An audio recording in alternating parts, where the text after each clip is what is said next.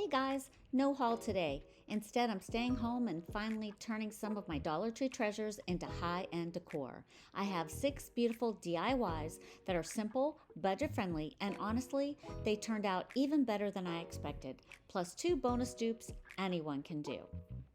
Don't forget, I'm running a giveaway. All you need to do to enter is subscribe and comment on any video.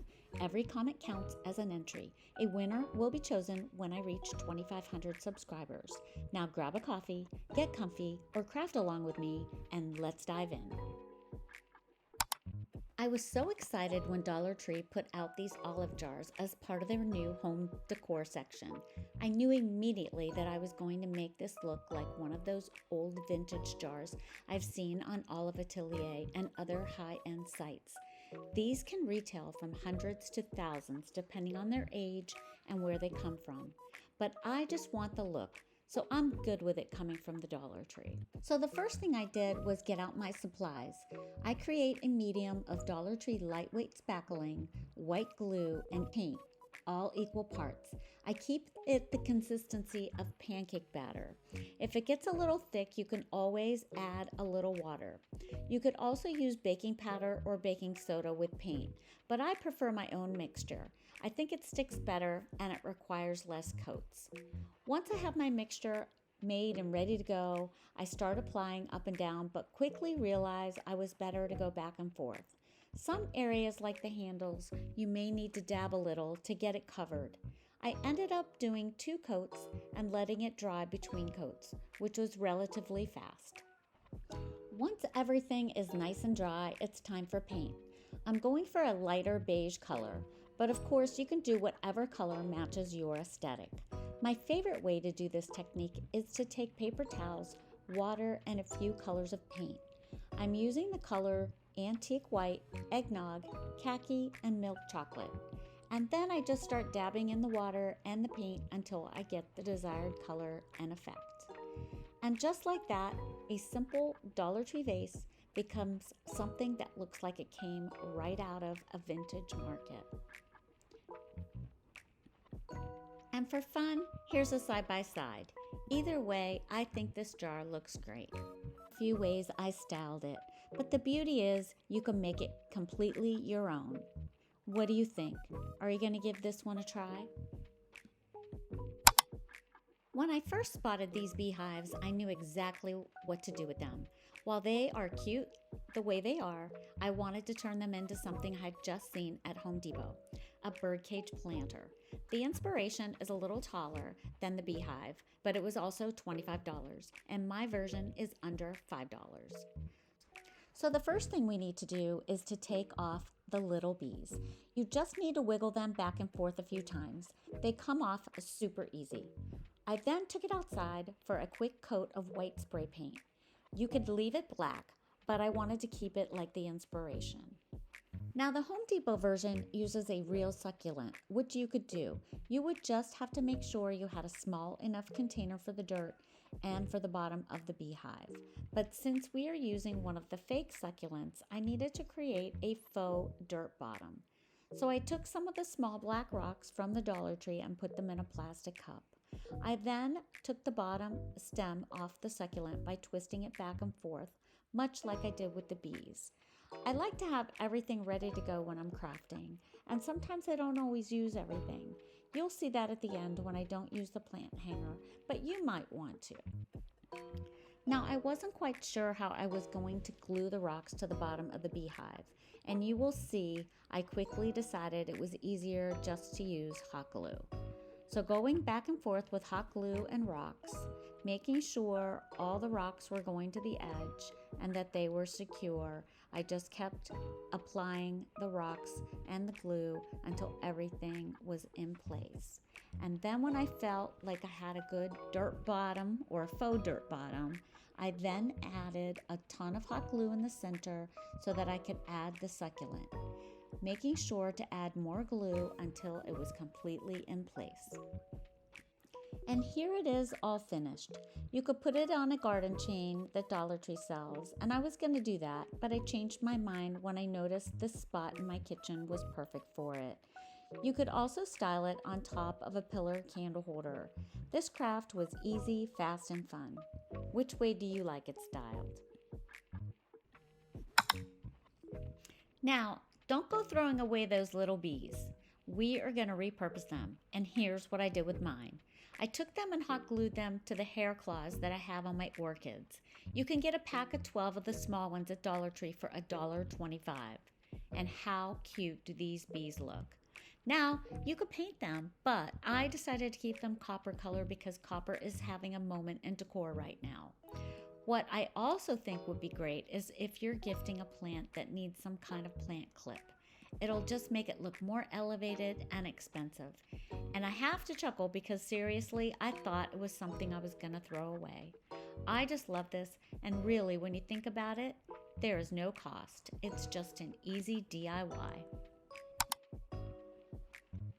Now here are a couple easy ideas that I can hardly call DIYs. They are so easy and take 2 minutes to put together. No paint or glue even required. I showed them in my last haul, but they're just too beautiful not to share again in case you missed it. The first one starts with one of these beautiful bottles from Dollar Tree.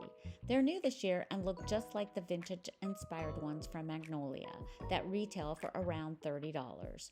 To get the look for less than $3, you'll want to grab a bottle you love and one of the Dollar Tree dressing bottles. All you need to do is swap out the tops, and there you have the Magnolia dupe. Use it for bitters, coffee syrups, or even soap.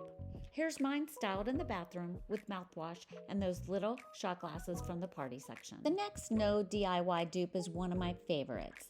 You've probably seen these tea light holders around for a while now. They come in 3 sizes and are easy to find in most stores. And with them, we are going to recreate the Crate and Barrel Hurricane holder. All you need are those 3 different size tea light holders and 3 hurricane vases from the Dollar Tree. I actually used 2 of the taller ones and 1 of the smaller ones. And just like that, you've got a similar high-end look for under $10. And between you and me, I think ours looks better. What do you think? Let me know in the comments. The next DIY was inspired by this vintage magnifying glass, and I've seen them used in decor. I think it gives a stack of books or an open book visual interest. Did you know Dollar Tree sells a magnifying glass in the office supply section? It actually has nice weight to it and feels like decent quality. To give it the vintage inspired look, all I needed was a little detail at the end, just like the ones I've seen online. I ended up using a king game piece from the Dollar Tree chess and checkers set, and it worked perfectly. Once I glued the chess piece to the bottom of the magnifying glass, it was time to take it out to the yard and spray paint it. I used champagne bronze, and when I spray paint glass or mirrors, I don't bother taping anything off, and you'll see why in a minute. So the hack for removing paint from glass or mirrors is to use a razor blade at an angle. It takes the paint off beautifully, and honestly, it's so satisfying to watch. Once that's done, I'll give it a quick wipe with glass cleaner, and it's ready for styling. And here's how I've styled my new magnifying glass. What do you think?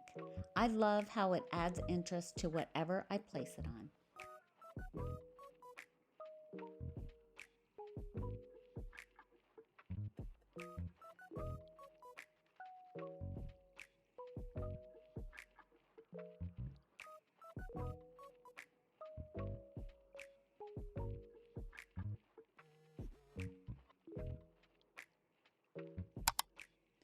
My inspo for this DIY is from high-end designer stores.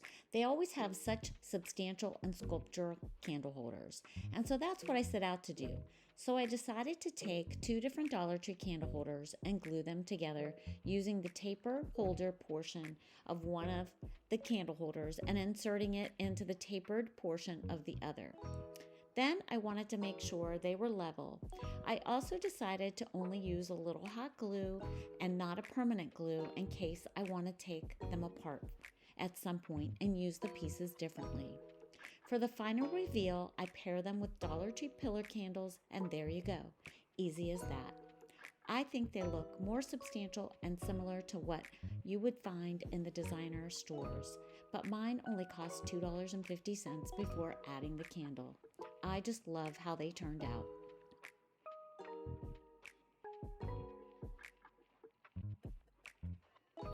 When I first spotted these napkins, I knew I had to try and recreate the wood and marble cutting boards I've been seeing everywhere, and those things can get pricey.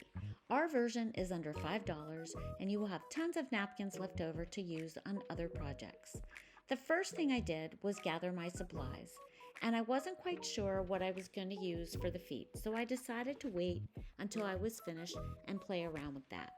Since the napkins need to be separated and will be a little see-through, I'm giving the cutting board a quick coat of paint where I plan to decoupage it.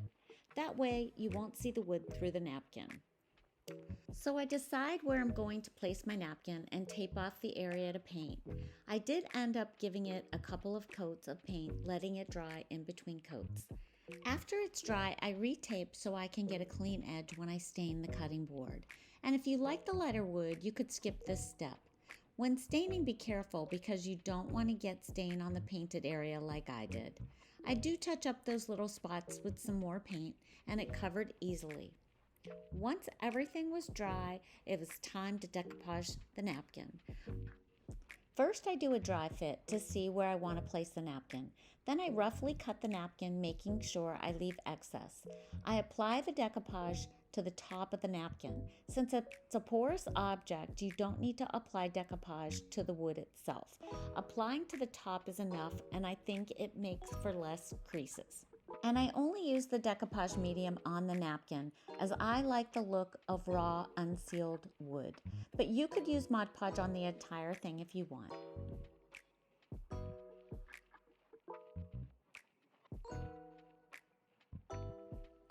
So now we are on the final steps. I take my mini sanding tool and sand the edges, but only use a downward motion. I then decide on the wood beads that I had in my stash for the feet.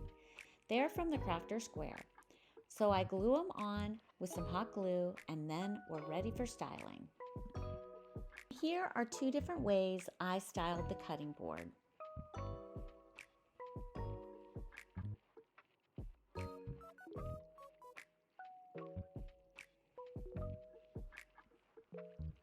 And that wraps up today's DIYs. I hope you're feeling inspired to turn a few Dollar Tree finds into something beautiful. Thanks so much for watching, and we'll see you next time.